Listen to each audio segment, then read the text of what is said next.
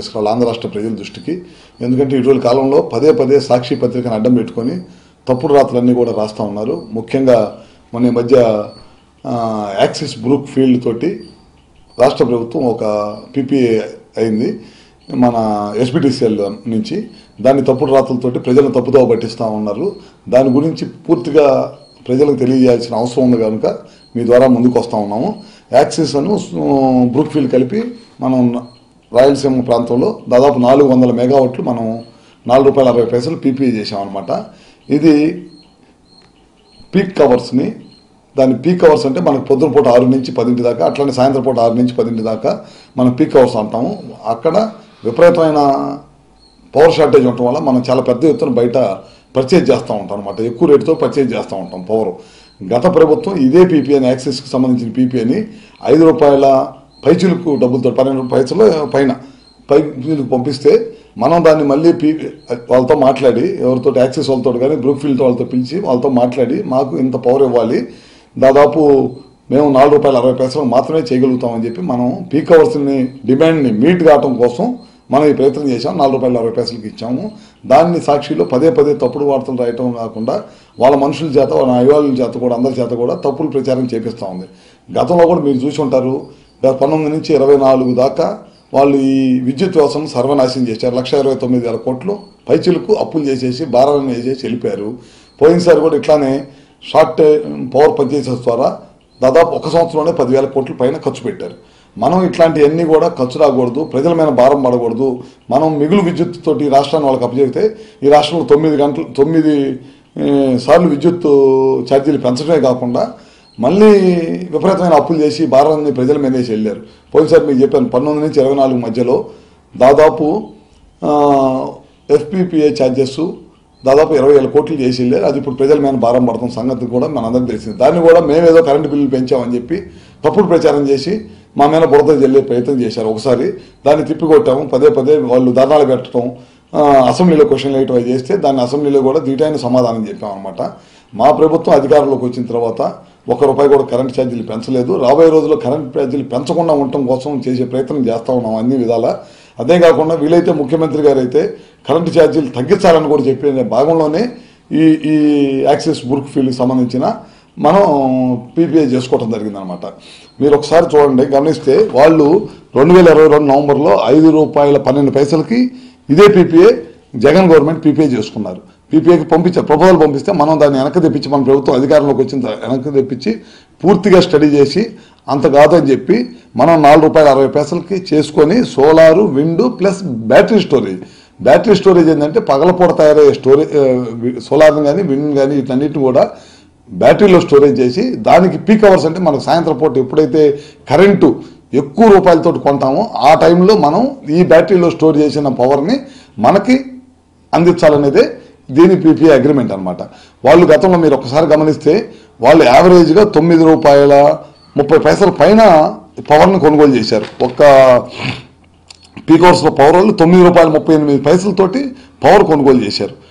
10,000 కోట్ల రూపాయలు పవర్ పర్చేజీల మీద విపరీతంగా ఖర్చు పెట్టి డబ్బులన్నీ కూడా ఖర్చు పెట్టడమే కాకుండా ప్రజల మీద భారం వేశారు అనమాట. ఇంకోటి కూడా దీనివల్ల మనకి ఇప్పుడు యాక్సెస్ వల్ల 400 మెగావాట్లు మనకు పెట్టుబడి వస్తుంది.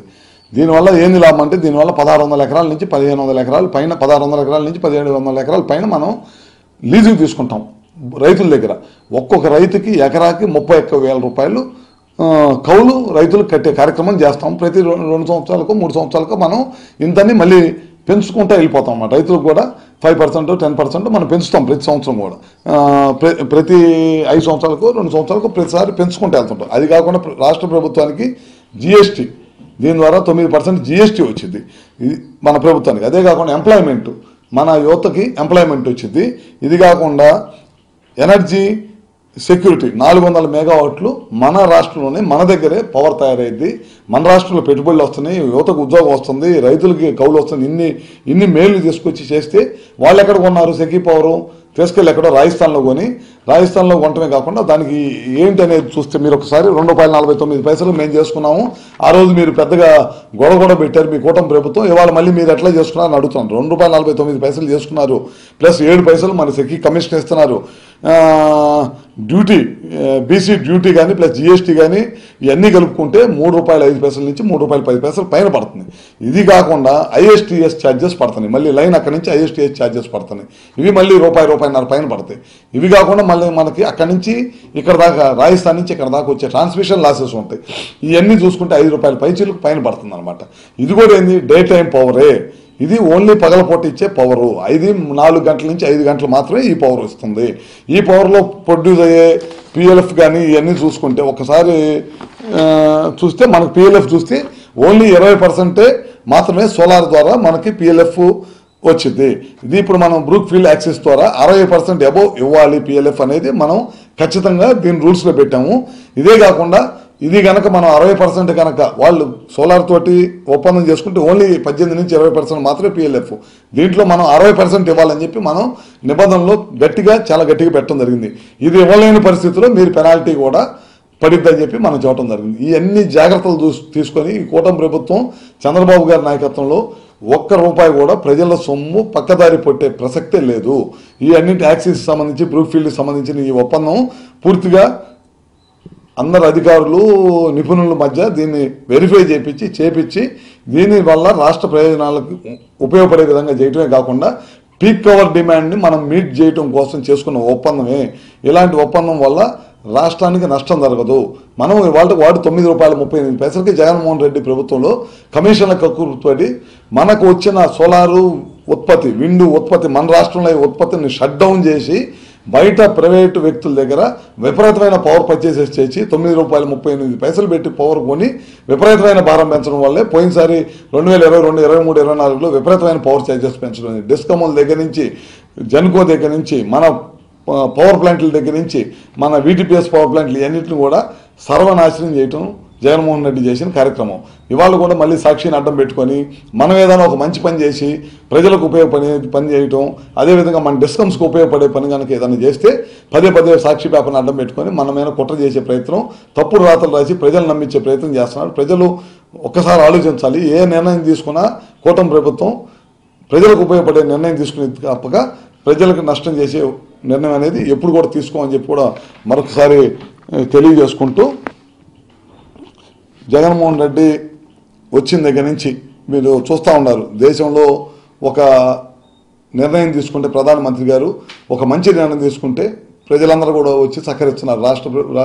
దేశ ప్రజలే కాదు, అదేవిధంగా అన్ని పార్టీలు కూడా వచ్చి ప్రభుత్వానికి సహకరిస్తున్నాయి. ఇక్కడ జగన్మోహన్ రెడ్డి గారు ఎక్కిన దగ్గర నుంచి కూటమి ప్రభుత్వం మీద నిందేసే కార్యక్రమం మీద ఉన్నాడు. అబద్ధం మాటలు, టీవీని వాళ్ళ మీడియాని అడ్డం పెట్టుకొని అబద్ధం మాటలు, సత్యదూరమైన మాటలు ప్రజల్లో తప్పుదోవ పట్టించు. ఎందుకంటే ఆ మీడియా కానీ ఆ పార్టీ కానీ మొత్తం కూడా అవినీతి సొమ్ముతో ఏర్పడింది కాబట్టి ప్రతిరోజు కూడా నిత్యం దాని ద్వారా తప్పుడు వార్తలు రాయటం. గతంలో కూడా కరెంటు బిల్లులు పెంచమని చెప్పారు, వీళ్ళు పెంచామని. వాళ్ళు పెంచిన ఛార్జీలు మళ్ళీ మనమే నిందేయటం. ఇవాళ వాళ్ళు పీపీఏ చేసుకున్న యాక్సెస్ని మనం పిలిచి దగ్గరికి పిలిచి దాన్ని సరిచేసి ₹5.15 తగ్గించి ₹4.05 చేసే కాకుండా పీక్ అవర్స్లో పవర్ ఇవ్వాలి. గతంలో వాళ్ళు ఏమో ఒప్పందం చేసుకున్నారు, గ్యాస్తో చేయాలన్నారు. గ్యాస్ అనేది వాళ్ళ ఖరీదుతో పోతుంది కాబట్టి గ్యాస్ కాదు, బ్యాటరీ స్టోరేజ్ ద్వారా మీరు పవర్ని, వచ్చిన పవర్ని బ్యాటరీ ద్వారా ఆపుకొని సాయంత్రం పూట పీక్ అవర్స్లో ఇవ్వమనే ఒప్పందం మనం చేసుకున్నాం.